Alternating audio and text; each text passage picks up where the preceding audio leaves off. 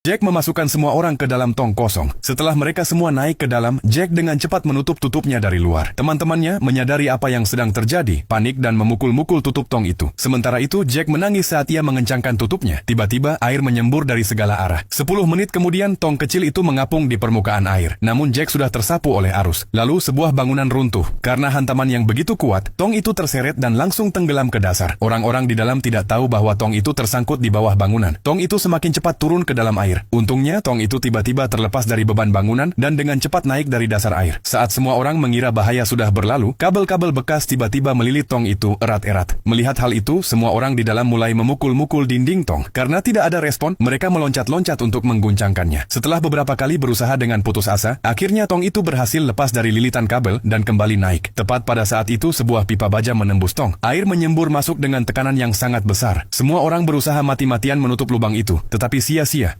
Tekanannya terlalu kuat. Saat mereka hampir kehilangan harapan, tiba-tiba terdengar suara pukulan dari luar pipa. Ternyata itu Jack, dia masih hidup. Dia menendang pipa itu sekuat tenaga. Dan 10 menit kemudian pipa itu longgar lalu terlepas. Tekanan di dalam tong meningkat. Tiba-tiba seorang pria di dalam menggertakkan giginya lalu menghantam lubang itu dengan sekuat tenaga. Jack mencoba meraih lengan pria itu dan berenang ke atas bersamanya. Tetapi tong itu naik terlalu cepat. Jack, yang mulai tenggelam, tidak berhasil memegangnya. Tepat saat ia hampir putus asa, kabel yang menempel pada tong itu tiba-tiba tersangkut di kakinya. Tanpa ada halangan lagi, tong itu melesat ke atas. Dalam waktu kurang dari 5 menit, tong itu berhasil mencapai permukaan. Saat itu, Anna yang berada di dalam melihat kebocoran lain di sisi seberang. Air dengan cepat mengalir masuk, membuat semua orang panik. Dalam waktu kurang dari 10 menit, air sudah naik hingga ke leher mereka. Mereka berjuang dalam keputusasaan. Seorang anak kecil menangis ketakutan tanpa henti. Ketika semua harapan seakan hilang, Jack muncul kembali. Dengan sisa tenaganya, ia memanjat ke atas tong dan dengan paksa membuka tutupnya.